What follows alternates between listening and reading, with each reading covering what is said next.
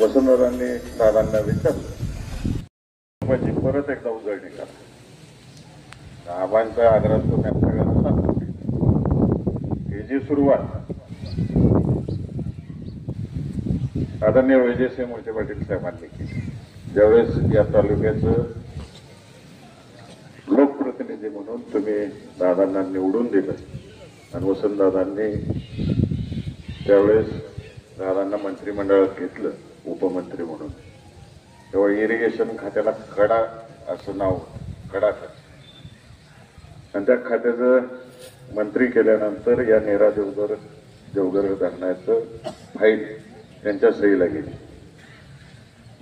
आणि त्यातून आपला तालुका वगळला होता म्हणून सही केली नाही. आणि त्या खात्याचे वरिष्ठ मंत्री निलंगेकर साहेब होते, 2 वेळा फाईल पाठवली करत दादांनी सही केली. म्हणून ही तक्रार वसंतदादांकडे गेली की राज्यमंत्री सही, उपमंत्री सही करत नाही. दादांनी दोघांना बोलवून घेतलं आणि वसंतदादांनी दादांना विचारलं तुम्ही सही का करत. दादांनी सांगितलं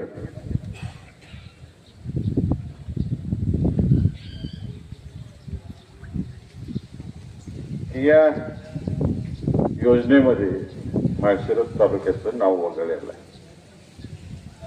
नेरा खोऱ्याच्या वाटपामध्ये ब्रिटिशांनी जे नेरा खोऱ्याचं सागर धरण बांधलं त्याच्या नियोजनामध्ये जे जे तालुके होते त्यांच्यावर अन्याय होता का.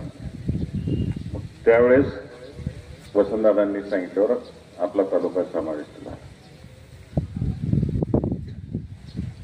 त्यानंतर धरणाचं काम भूमिपूजन झालं, दादा सुद्धा होते आणि त्या भर भागातील लोकांनी विरोध सुरू केला की धरण बांधू नका, आमच्या जमिनी जाते, आमचं नुकसान भरपाई पुनर्वसन या विषयात लक्ष घाला.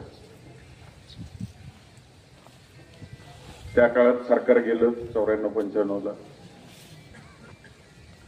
आणि नेमकं त्यावेळेस रामराजे साहेब या महामंडळाचे, कृष्णा खोरे महामंडळाचे अध्यक्ष झाले आणि त्यांनी पुढाकार घेऊन त्या ठिकाणच्या लोकांची समजूत काढून त्या कामाला सुरुवात केली.